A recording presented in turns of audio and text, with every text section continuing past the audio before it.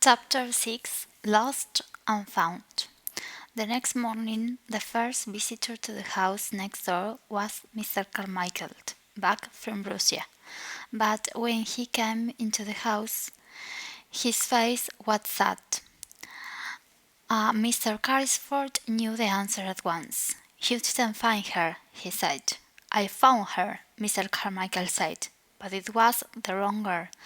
Her name is Emily Carrot, and she is much younger than Ralph Criff's daughters. I'm very sorry." "We must begin again," said Mr. Carrisford unhappily. "But where? It's 2 years now. 2 years." "Well, she isn't at the school in Paris. We know that," Mr. Carmichael said. "Let's look at the schools in England now."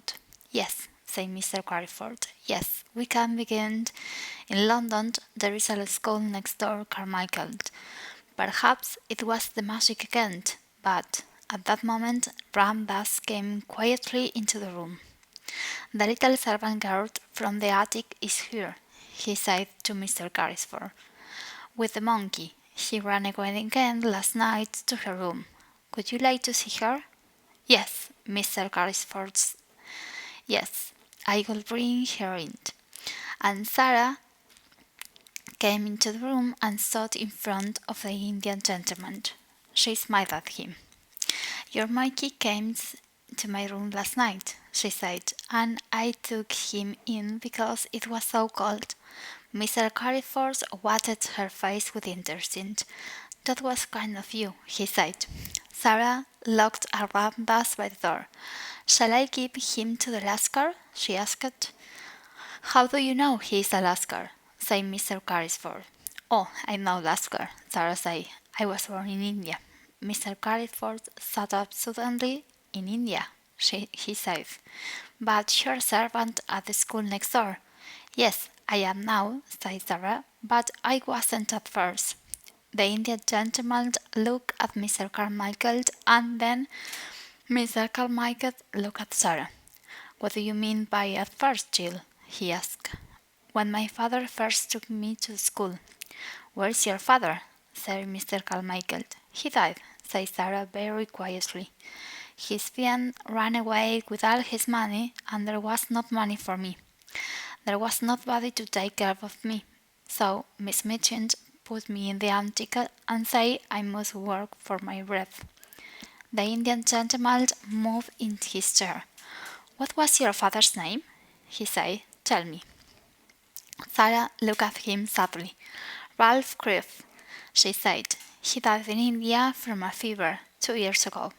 Mr. Carrisford's face went very white. "Carmichael," he whispered, "is the child. The child." That was an exciting day for many people. At first, poor Sara did not understand, but Mr. Carmichael talked to her quietly and told her everything.